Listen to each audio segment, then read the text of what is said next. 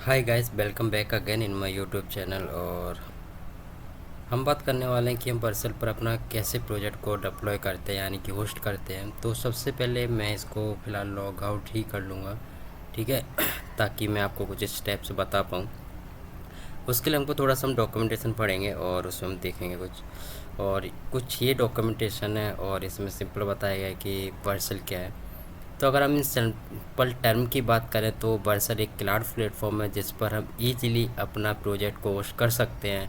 तो बेसिकली जो वर्सल पर हम प्रोजेक्ट का सेटअप करते हैं वो दो तरीके से कर सकते हैं। एक तो आप लॉगिन कीजिए और सिंपल आपको एक you can deploy your project using इधर द वर्सल CLI या फिर वर्सल डैशबोर्ड। वर्सल डैशबोर्ड एक तरह का UI है, यूआर इंटरफेस। जैसे कि यहाँ पे क्लिक करिए, यहाँ पे क्लिक करिए, जो कि मैं आपको बताने वाला हूँ। यहाँ पे कमांड लाइन इंटरफेस से मैं डिप्लॉय नहीं करूँगा प्रोजेक्ट, ठीक है। फिर हमको क्या करना है कि एक साइनअप या लॉगिन कर लेना है, ठीक है। अगर हम बात करें साइनअप या लॉगिन की, तो सिंपल हम यहाँ पर आएँ तो मैं आपको सजेस्ट करूँगा कि आप सिंपल गिटहब, गिटलैब या बिटबकेट से ही लॉगिन करें, ठीक है। तो अगर मैं जो लॉगिन करूँगा वो करूँगा मैं गिटलैब से, और सबसे पहले मैं लॉगिन करने वाला हूँ, ठीक है।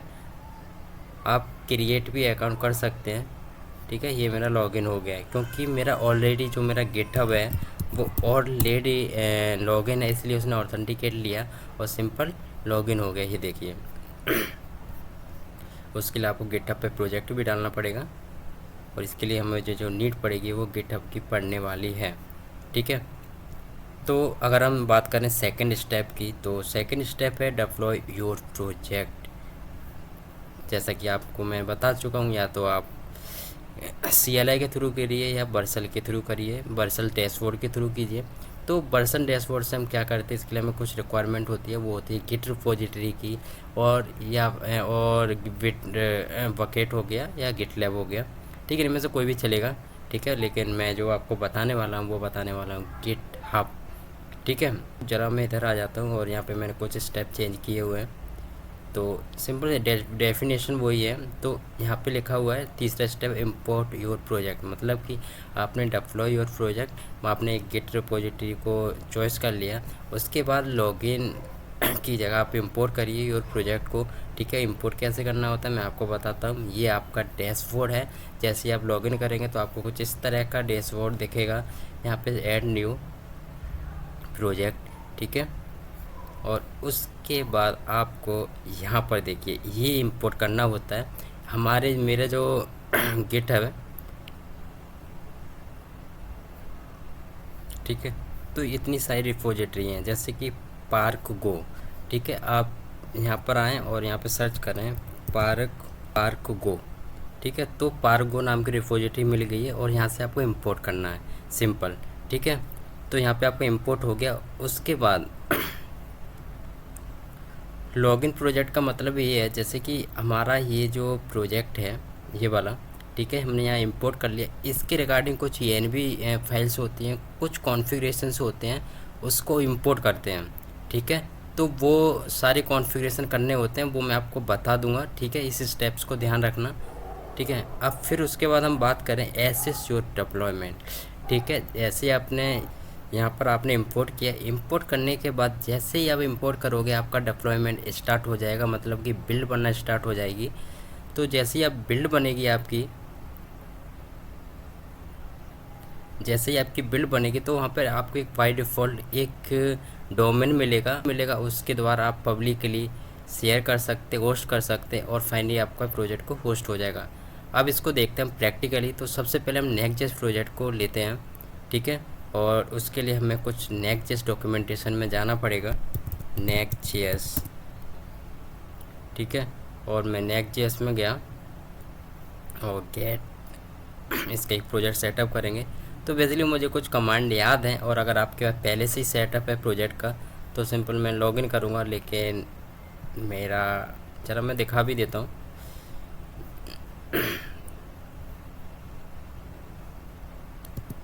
मैं कोडिंग, तो आपको ज़रूरत नहीं कि अभी कोडिंग नाम में ही आपका जो प्रोजेक्ट हो, ठीक है।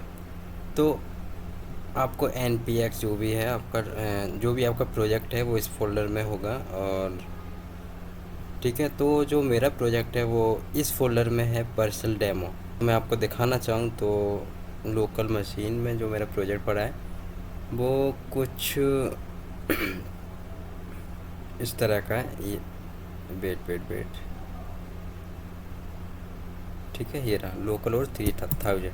ठीक है, तो ये प्रोजेक्ट को हम डिप्लॉय करने वाले हैं। ठीक है, और ये जो प्रोजेक्ट है मेरा जो गिट रिपोजिटरी है यहाँ पे, इसमें पड़ा हुआ है पूरा कोड। ठीक है, मेन ब्रांच में। ठीक है, अब हम मेन मुद्दे की बात करते हैं, वर्सल पर आते हैं। ठीक है, यहाँ पर अभी आपको दो प्रोजेक्ट दिख रहे होंगे, rwebcoding.xyz जो कि इसका डोमेन है, और एलिना। ठीक है, अगर हम बात करें किस तरह से हम इंपोर्ट करते हैं, तो प्रोजेक्ट पर आना है आपको, और सिंपल ये हो गया। ठीक है, और यहाँ देखिए पर्सल डेमो नाम का एक पहले से रिपोजिटरी दिख गई है, जो कि मैंने शायद आपको इंट्रोड्यूस नहीं कराया हूँ। तो इंट्रोड्यूस शायद मैं आपको इंट्रोडक्शन पहले नहीं दिया हूँ। देखो पर्सल डेमो नाम का एक रिपोजिटरी है जो कि मुझे पर्सल से इंपोर्ट करानी है। ठीक है, जैसे ही मैं पर्सल डेमो पे आऊँगा और इसे इंपोर्ट करूँगा, तो मैंने आपको एक बात कही थी कि आप ध्यान रखना env वेरिएबल। ठीक है, तो देखो जितने भी env वेरिएबल्स होते हैं जो बड़े प्रोजेक्ट होते हैं नेक्स्ट.जेएस के, जिसमें एक env फाइल होती है, वो वेरिएबल को हम सिक्योर बनाने के लिए हम यहाँ पे रखते हैं, ना कि हम उसकी फ़ाइल अपलोड करते हैं अपने गिट पे, और ना ही बर्सल पे, बल्कि हम यहाँ पे मेंशन करते हैं अपने env वेरिएबल को। ठीक है, याद रखना इस चीज़ को। ठीक है, इसमें हमें env वेरिएबल की कोई भी नीड नहीं है, क्योंकि इसमें कोई भी ना API चल रहा है ना कुछ भी नहीं चल रहा है। सिंपल अभी एक स्टैटिक वेबसाइट है जो मैं आपको दिखाया था, या I hope okay, local host 3000 ये रहा। ये सिंपल अभी स्टैटिक वेबसाइट है। ठीक है, वर्शन। ठीक है, तो इसकी मुझे ज़रूरत नहीं है, तो डिप्लॉय पे आऊँगा और सिंपल मैं इसकी बिल्ड भी देखना चाहूँगा, जो कि मेरा 4 स्टेप था कि आप बिल्ड को देखिए आपका प्रोजेक्ट कहाँ पे चला गया, कहाँ तक है। तो जस्ट मैं इधर आऊँगा और ये देखो मेरे को 3 प्रोजेक्ट दिख गए, लेकिन अभी ये पूरी तरह से डिप्लॉय नहीं है। चला इसकी बिल्ड देख लेते हैं, और बिल्ड देखने के लिए मुझे इसका बिल्ड लॉग में आना पड़ेगा। ठीक है, ये देखिएगा, ये देखिए ये मेरी बिल्ड हो रखी है, ये बता रहा है कि आपका कितना बिल्ड हो रखा है। तो इसमें नेक्स्ट बिल्ड चलती है, जो जस्ट आप नीचे आएंगे और डिप्लॉयमेंट आउटपुट अभी भी नहीं हुआ है, यहाँ पे ग्रीन हो जाता है। ठीक है, ये देखिए।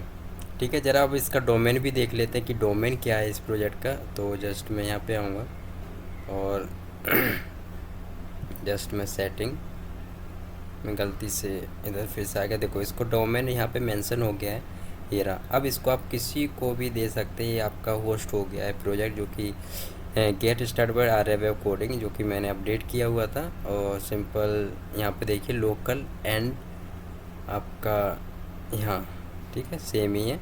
ठीक है, इस लोकल मशीन वाले प्रोजेक्ट को मैंने डेवलप पे वर्सल पर डिप्लॉय कर दिया है।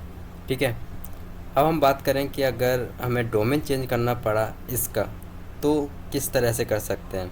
ठीक है, तो उसको हम नेक्स्ट वीडियो में बताएंगे कि इसका नाम कैसे चेंज करते हैं। ठीक है।